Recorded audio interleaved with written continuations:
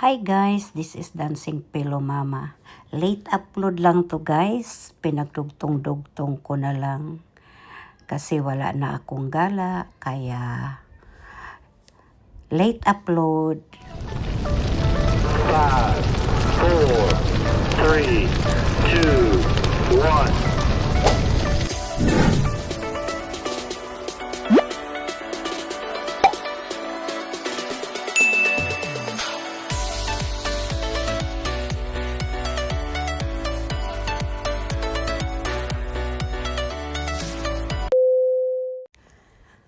So guys, ito ay sa Star Brisbane Casino.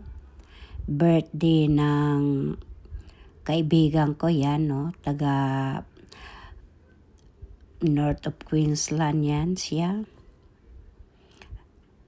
So, ito yung waiter namin, waitress namin. Nakikibidyo din sila sa akin. Ayan, ito naman, nag-stay kami, kinabukasan niya, nag-stay kami dyan sa hotel. Kasi, birthday nga ng kaibigan namin, kaya yun, doon kami nag-stay. The next day yan. Tapos, ito naman, birthday ng asawa ng aking kaibigan. Yan. Picture. At that time, pwede pang maglabas ng inumin sa labas. Yan, puro mga happenings birthday yan, guys. Yan. Birthday celebration ng aking mga amiga. Iba-ibang birthday celebration. At doon ginaganap sa Star Brisbane Casino. At ito ang aking anak na si Tiffany. Yan ang boyfriend ng aking anak. Yan si Meme Brenda. Ayan, lasing-lasing na ako dyan kaunti. Ayan. Tingnan mo, ang hawa ko ay puro alak. Ayan ang aking busy. Si Carolina Goodwin. Yan ang partner in crime ko. Mostly. Marami akong partner in crime dyan, guys. Yan. Nagpo-focus na. Focus na. So, ayan ang Korea naming kaibigan. Nag-stay din doon sa Star Brisbane Casino. Ayan. Yan, tingnan nyo guys. Yan, kainan na kami. Kinabukasan na yan guys. Pauwi na kami.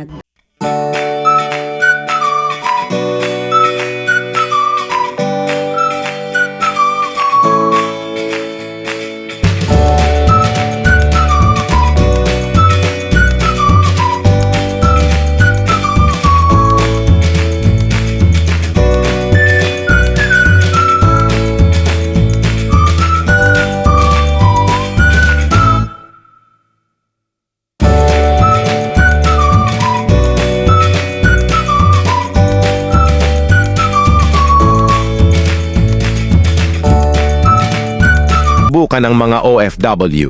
Ulitin ko huwag nyo susubukan ng mga OFW. Kasi kung ang Pilipinas nga, iniwan namin, ikaw pa kaya? I mean, isipin mo yon. Iniwan namin ang comfort zone. Iniwan namin ang pamilya, iniwan namin ang barkada, iniwan namin ang unlimited rice. Tapos ikaw lang, totopakin, di gagana ang ganyang style sa amin. Sanay kami sa long distance, sanay kami sa scene zoned, sanay kami sa time difference. Akala mo ba matatakot kami sa silent treatment mo na yan? Ilang taon na kaming kausap ang pader sa kwarto. Akala mo ba mahihirapan kami mag-let go? Expert na kami dyan. Airport pa lang, nag-practice na kami ng okay lang ako.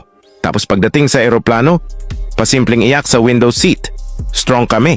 Kaya kung balak mo kaming lokohin, paglaruan, or i-take for granted, isipin mo muna, ang Pilipinas nga iniwan namin, ikaw pa kaya? Ang English ang punong-puno na ako sa'yo!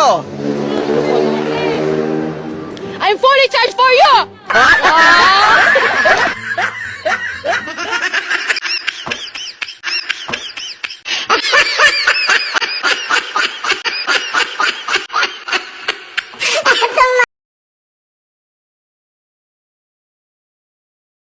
Forgiveness. It's a word we hear often, but rarely understand. When someone hurts us, the pain can linger, shaping our thoughts and actions. Forgiving isn't about excusing the wrong. It's about freeing yourself from the chains of resentment. It's recognizing that holding on to anger only hurts you. Forgiveness is a gift you give to yourself. It's about healing, letting go, and moving forward with peace in your heart. Remember, forgiving doesn't mean forgetting. It means choosing to rise above the pain and reclaiming your power. Embrace forgiveness and you'll find freedom. Let go of the past and make room for a brighter future. Mga taong nagsisimba, pero ang ugali naman parang hindi nagsimba. Mga taong nagsiserve sa simbahan, pero parang kung umasta, parang hindi naman taga-simbahan. Mga taong nagdadasal, pero parang walang epekto naman ang dasal sa kanila. And this speaks of prioritizing what is external rather than the internal. Aanhin mo ang magmukhang banal ka sa iba, subalit hindi naman pala ito totoo sa iyong buhay. Being religious but not spiritual. Nakikita ka ng iba, subalit para bagang walang personal connection sa Panginoon, parang walang pagbabago ng buhay. And this is the cry of Jesus in today's gospel. Huwag kang magpakitang tao. Come to ask yourself, bukal ba sa iyong sarili ang ginagawa mo? O ginagawa mo lang ang isang bagay upang maging maganda ang paningin ng iba sa iyo?